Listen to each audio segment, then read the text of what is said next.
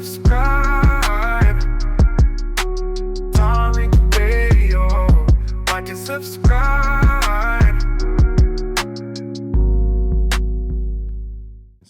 Do you think Fat Joe is racist? Absolutely. So besides what The reason why I think Fat Joe is racist, Mhm. no, I'm sorry. I don't think Fat Joe is racist. I know he is. Because I was seeing a woman and her cousin was seeing a dude. So the woman was like, not the woman I was seeing, her cousin, she was like a video vixen. And she was in one of Fat Joe's videos. And her man is black. And so, and she's Puerto Rican. And so when Fat Joe was on the set with her, he's in her ear or whatever, and he was like, "Yo, you know, like you making our people look bad with these monkeys." What? Facts, bro. New York in here, New York. Hey, Tariq. Hey, how are you, dear? I'm doing well. I just wanted to speak about the Fat Joe topic really quickly. Go ahead. I'm from Harlem. I'm from New York. And our brother Doggy Diamonds, he shouted you out too. He did an interview with brother Rahiem from the Furious Five Oh yeah. tonight. Yeah. And he just did, he just told the story about Fat Joe, how Fat Joe referred to FBA men as monkeys when damn. he found out that a Spanish chick, a Puerto Rican chick that was in his video was dating a brother. So yeah, all these stories are coming out about him. But I just want to say thank you for Microphone Check. You have instilled a lot of ethnic pride back into Black Americans here in New York because people think that we don't exist, even though they love all the culture that we have created here. So this ethnic pride that we got going on right now, I haven't seen this since the 90s. So I do want to say thank you for that. And my second point is you have these people scared because now they're trying to, I want to say in like the early 2000s, we had like a huge Harlem dance renaissance that happened. I don't know if you know, like the Get Light dance and the Harlem Shake and stuff. Oh yeah. So now what the Puerto Ricans are doing is they're trying to find videos and clips of them peppered in there at the parties with us to say that they helped create these dances too, because they're afraid to get locked out. And I can tell you, because I was there when those dances were created. At that time, they was all jacking Daddy Yankee and Tego Calderon because that's when reggaeton had just came out. They wasn't outside with us. And the Africans wasn't outside with us either uptown because their parents didn't let them hang out with us. So I just want to say thank you for getting this thing together for us. Thank you so much, beloved. Yeah, y'all remember when Fat Joe, he pissed some cats off in the South because when Fat Joe, he said that he was the one who got people in the South to do the lean with it, rock with it dance. Remember when he said that? They always try to claim that they done started something because I guess his song Lean Back, that was a hit song, but then he tried to make it seem like the cats in the South got that lean dance from him. And some of the brothers, I forgot what group it was. They came out, they were like, man, Fat Joe, dude, no disrespect. We don't really fuck with you like that down here. Dude, the truth be told, in Atlanta, dude, we got our own thing. We don't rock with you like that, bro. We didn't get nothing from you. What was the guys? What group was it? Where am I at my Atlanta people? I forgot the name of the guy. Was it the guy from the franchise? It was one of them groups who came out and spoke against Fat Joe, saying that he got them doing the lean and rock dance in Atlanta.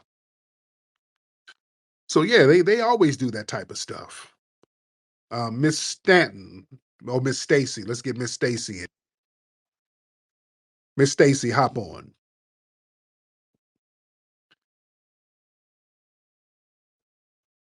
Just I saw that when you were talking about Fat Joe, and one of the things that came to my mind was for him to hate on FBA so hard like he does. I'm just like, dude, you talking all this trash about us, but why are you trying so hard to be a part of it? And when the whole I remember when the whole gangster rap thing and everybody was like burning albums and doing all this stuff in the street back in the 90s. I don't recall seeing no other people out there stomping and protecting it and trying to protect the hip hop. I don't remember seeing none of them out there with us trying to hold it down and stepping up for us and speaking up for us. Where were they? All crickets. Right. And now we've gotten this big and they want to oh yeah, we helped this we helped do that. You talking all this trash, but at the same time, you trying to be a part of it so hard. Like, stop. Yeah, man, it's everybody's trying to get on the bandwagon now that it's become commercially viable.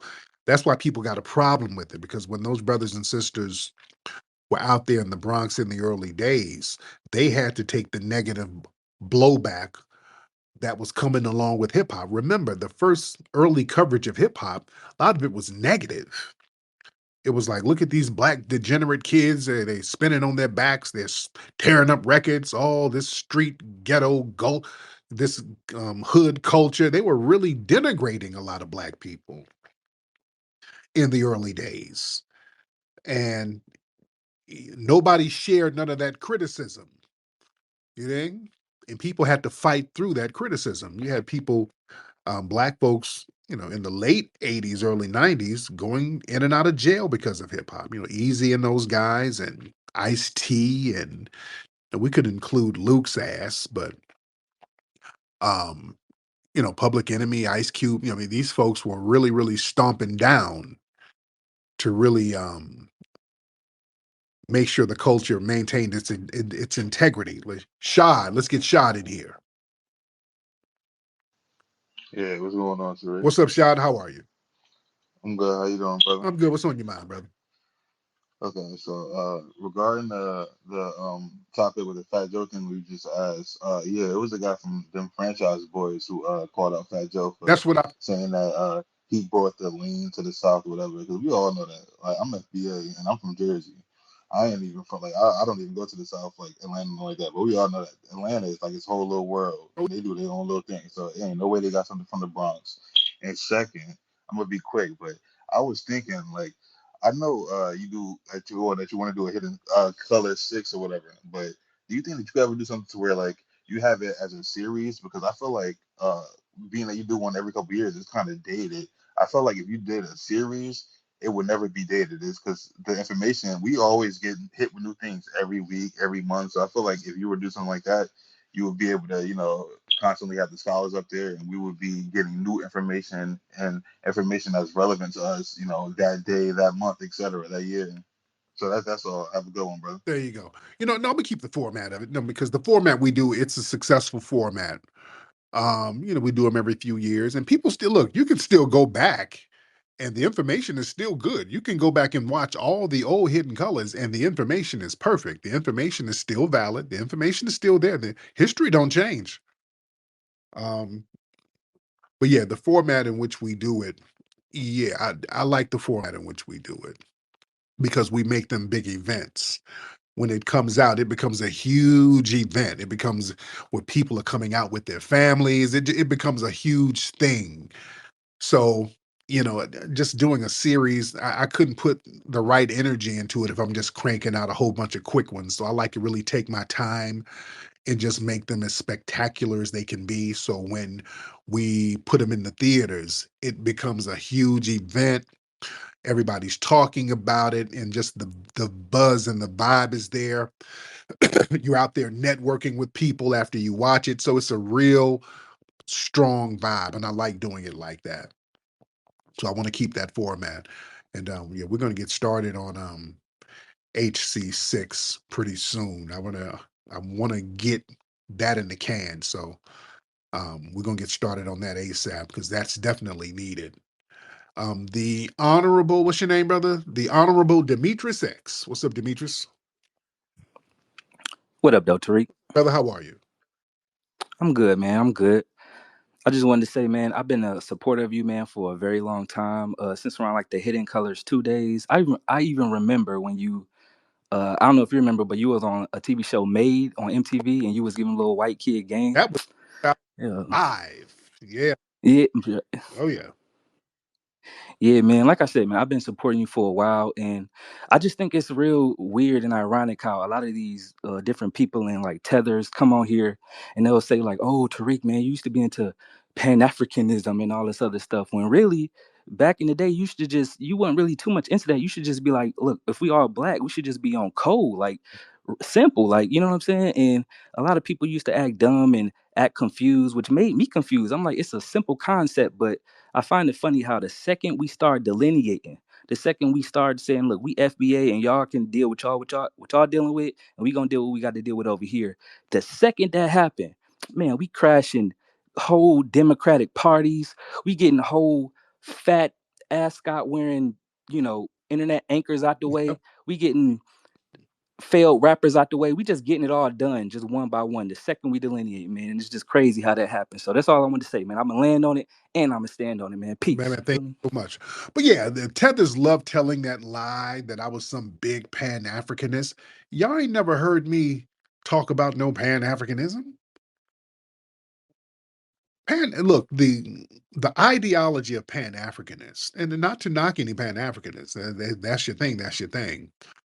But Pan Africanists, their basic ideology is that we're not really Americans, we're lost Africans, and we need to go back to the motherland and set up Wakanda, whatever. But their whole ideology, basically, their premise is that we're not really Americans. That's what they usually stand on, is that we're not really Americans. We're just lost Africans. I've never had that. I've never said that. I have never denounced my Americanness at all. Even when we did Hidden Colors 1, we were talking about the Black Aboriginal people who were here in America. Do y'all remember? Y'all go back and look at Hidden Colors 1. Even back then, we were saying we were already here on this land. Most people learned that from Hidden Colors. Nobody was talking about Black Aboriginals in America on a massive scale before Hidden Colors. Let's be real. Not on a massive scale, they weren't talking about it. I mean, there might have been a couple of little videos here and there, little underground videos, but we put this shit in movie theaters around the world. Nobody was talking in schools. We put it in schools. We changed the way people taught in schools. Remember, the hidden color stuff is taught in schools and universities all over the world. And that was shocking people. That's why the movie took off so much. It was a lot of information people just never knew. And we're telling people there were Black Aboriginals here on this land way before Columbus. Yeah. So yeah, don't let them. We've always stood on the our lineage on this land. Always. And here's the thing: the reason why the delineation movement had to pop off was because I remember doing promotion for Hidden Colors. And I looked at where a lot of the criticism would come from. The criticism would come from tethers. Excuse me. A lot of the criticism would come from tethers. And I always talk about these blogs that we had out here who would always denigrate our culture here.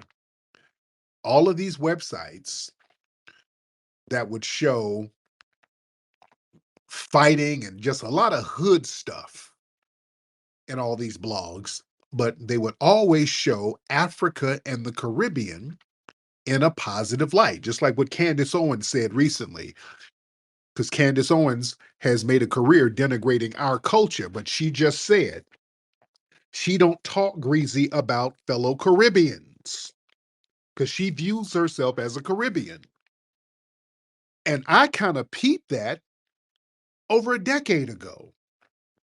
I peeped that with these blogs, Media Takeout, Shade Room, World Star, all of these people who made their bones with these hood videos showing all types of ratchetness within our culture, showing the underbelly. But the minute they would show some Africans, it would always be, look at this beautiful African wedding. Look at this Jamaican child who just got a scholarship. Every time they show Black people positive, they were foreigners. Then I started to notice, I'm like, who's running these sites? And then all of these sites, I noticed they were run by immigrants. I started putting two and two together a long time ago. Shade Room, immigrants. Gossip, immigrants. Madame Noir, immigrants. The Root, most of those are immigrants up there. Media Takeout, the Ugandan guy. So I noticed all of these immigrants running these sites. Another thing I noticed, not only would these sites not promote Hidden Colors, because Hidden Colors blew up. Y'all remember, Hidden Colors was huge. If you're new, if some of these younger people who were like real young during that 2010, 2020 period, I don't know if you understand how big the Hidden Colors series was. It was a huge series. We're selling out movie theaters all around the world, just breaking records with that film series. So this was the hottest thing on the street. You go to New York, there's Hidden Colors DVDs on every corner. People like slinging them shits on the corner like dope. Dudes in jail are watching the film. I don't know how. I don't know how they got a DVD player in jail, but Hidden Colors was everywhere. Those blog sites would never post the film. They would never talk about it.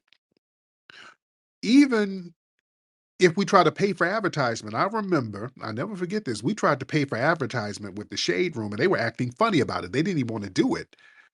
And eventually they ran a little ad on it, but just the fact that they acted funny style, that raised my antennas. Also, all of these other blogs, not only would they not promote it, these immigrant run blogs, they would talk down on it.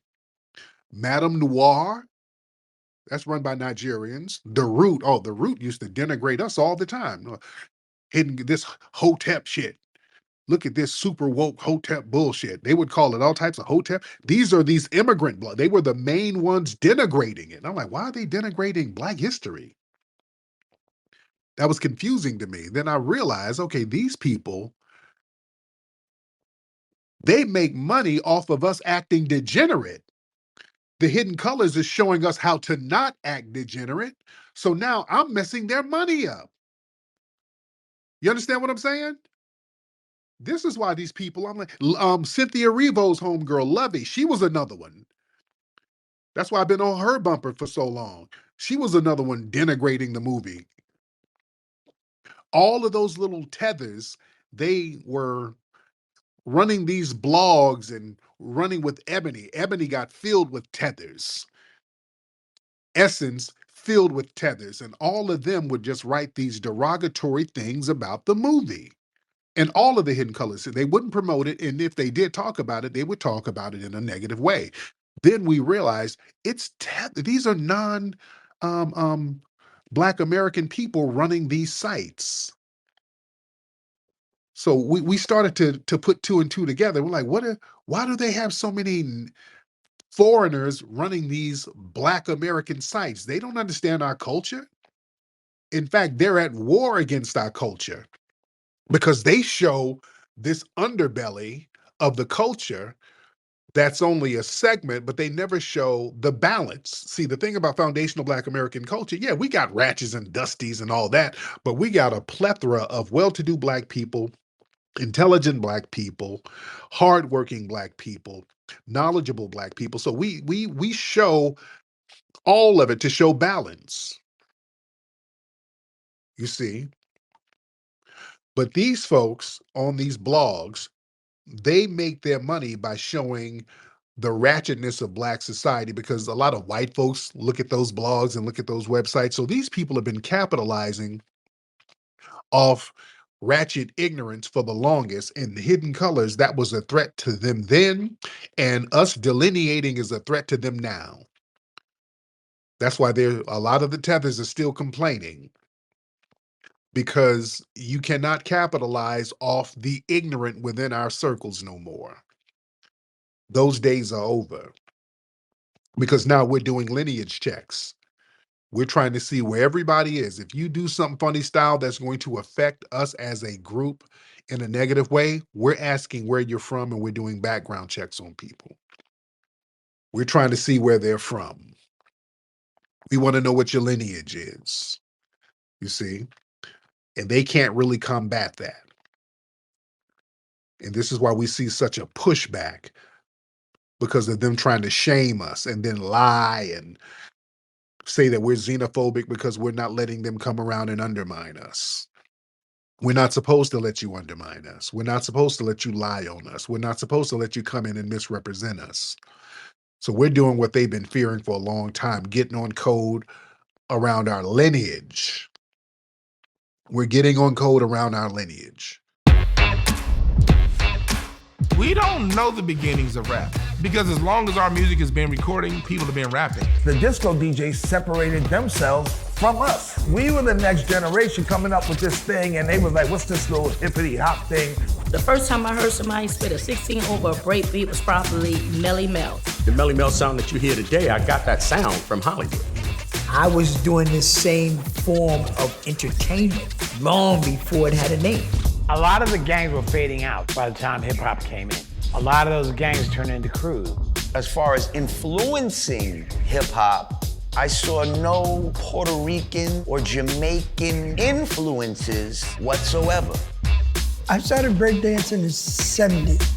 When rap and hip hop was all black, it was negative. Now that it became a big phenomenon and corporately acceptable, now there's this need to take foundational Black Americans out of the creation of it and give it away to other people. And it's important for us to set the record straight.